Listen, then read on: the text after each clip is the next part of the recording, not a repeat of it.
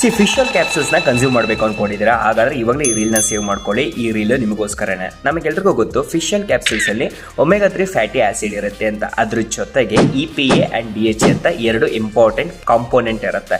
EPA it's use to control in any inflammation in our body and ಇದು heart ಹೆಲ್ತ್ಗೆ ತುಂಬ ಒಳ್ಳೆಯದು. Workout ಆದಮೇಲೆ ರಿಕವರಿಗೂ ತುಂಬ ಒಳ್ಳೆಯದು. ಇವಾಗ DHA ಬಂದ್ಬಿಟ್ಟು ನಮ್ಮ ಬ್ರೈನ್ ಫಂಕ್ಷನ್ಗೆ ತುಂಬ ಇಂಪಾರ್ಟೆಂಟ್ ಆಗುತ್ತೆ ಆ್ಯಂಡ್ ಐ ರೆಟಿನ ಕೂಡ ತುಂಬ ಒಳ್ಳೆಯದು. ಫಾರ್ ಎಕ್ಸಾಂಪಲ್ ಇವಾಗ ನೀವು 1000 mg ಇರುವಂತಹ ಕ್ಯಾಪ್ಶೂಲ್ನ ಕನ್ಸ್ಯೂಮ್ ಮಾಡ್ತೀರಾ ಅಂದ್ಕೊಳ್ಳಿ.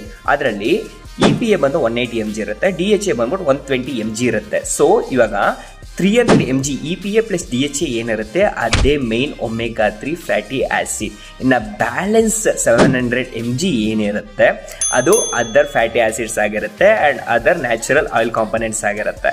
ಸೊ ನನ್ನ ಸಜೆಷನ್ ಕೇಳೋ ಥರ ಆದರೆ every adult can consume 250 to 500 mg of EPA plus DHA. ಯಾರ್ಯಾರು ವರ್ಕೌಟ್ ಮಾಡ್ತಿರ್ತೀರಾ ಅವ್ರು ಬೇಕಾದರೆ 500 mg to 1000 mg EPA plus DHA ಕ್ಯಾಪ್ಸೂಲ್ಸ್ನ ಕನ್ಸ್ಯೂಮ್ ಮಾಡ್ಬೋದು for better recovery and for health support.